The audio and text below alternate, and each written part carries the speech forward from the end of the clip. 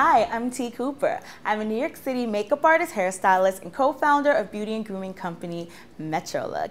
Today we're going to talk about how to trim shoulder-length hair. My lovely model here, she has shoulder-length hair. And to trim shoulder-length hair, you can do it either wet or dry. Lots of artists, they say dry's better and some say wet's better. It's up to what you're more comfortable with, but the only big difference that I notice with cutting dry is it's kind of instant gratification, because once it's wet and then it dries, it usually comes up a couple inches. So like when it's wet, it might be here, and then when you dry it, it might be like about an inch shorter. So I like dry just for the fact that you know what you're getting.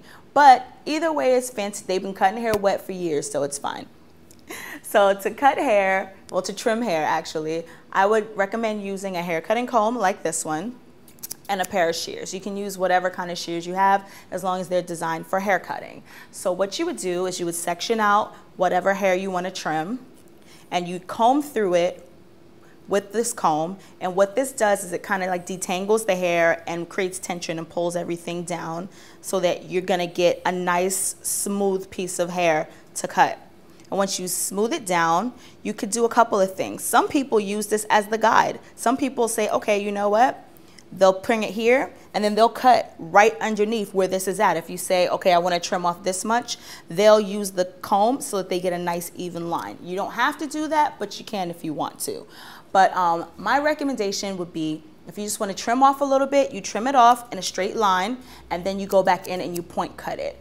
If you don't want to point cut the hair, it's going to be a little bit more bulky at the ends, and sometimes people with thinner hair, they don't want to point cut or thin it out because they want it to look like they have more hair. But if you have curly hair or if you have a lot of hair, it's just going to be really, really bulky if you don't break it up with a little bit of point cutting on your trim. And if you're not just trying to just trim off the dead ends and you want to take off a couple of inches, you would section out the hair, use your hair cutting comb, comb through it, and decide where it is that you want your shortest length of hair to fall. So like say you wanted to cut it up to like right here, you'd bring the comb up to there, then you'd pretty much cut it straight across, and again, this gives you a nice straight line, and then you can go back in and either point cut it or leave it blunt if that's the way you like it. I'm T. Cooper, and thank you so much for watching. Bye.